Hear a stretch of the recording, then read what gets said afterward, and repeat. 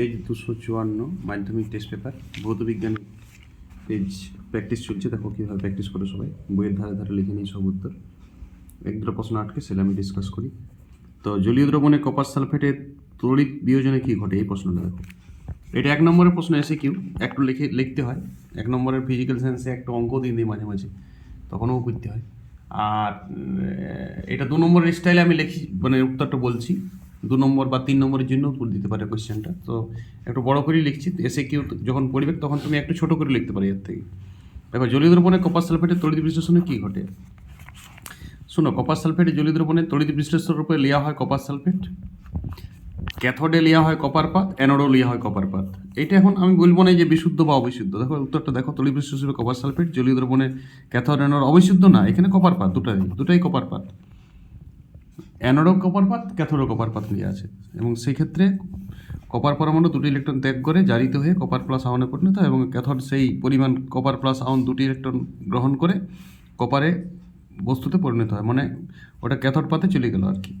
ঠিক আছে, অ্যানোডে এইটা বিহাইন্ড এসছে এবং ক্যাথোডে অ্যাড হচ্ছে যেই বলে কপার পাতটা। ক্যাথোডটা বারবার কপার পাত জমা হবে আর অ্যানোডের কপারটা ক্ষয় পেতে হবে। কিন্তু দ্রবণের যে কপার সালফেট, ধরো এটা ক্যাথোড, এটা অ্যানোড, তড়িৎ বিশ্লেষণ করা আছে, ব্যাটারিতে পজিটিভ নেগেটিভ মেরু সংযুক্ত করা আছে, তাহলে এই ক্যাথোডটা বারবার মোটা হবে কপার জমি আর অ্যানোডটা ক্ষয় হবে আস্তে আস্তে। আর দ্রবণের কিন্তু যে কপার আয়ন Ca++, সেটা কিন্তু কোনোদিন ঘাটতি হবে না।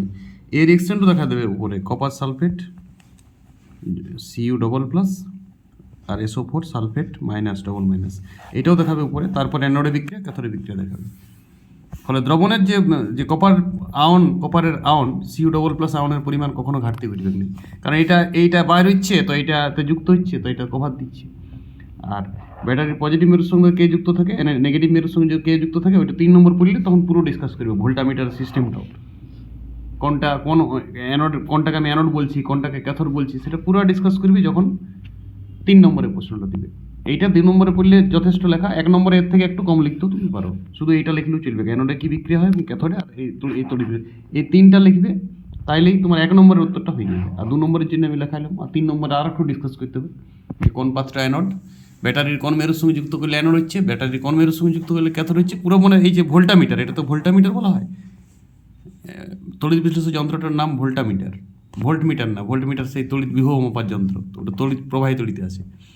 ঠিক আছে, এইটা রেডি করো সবাই, উত্তরটা স্ক্রিনশট করে নাও আর উত্তরটা রেডি করো। 3 নম্বরে পড়লে একটু বাড়তি লিখবি, যেটা বললাম সেইটা।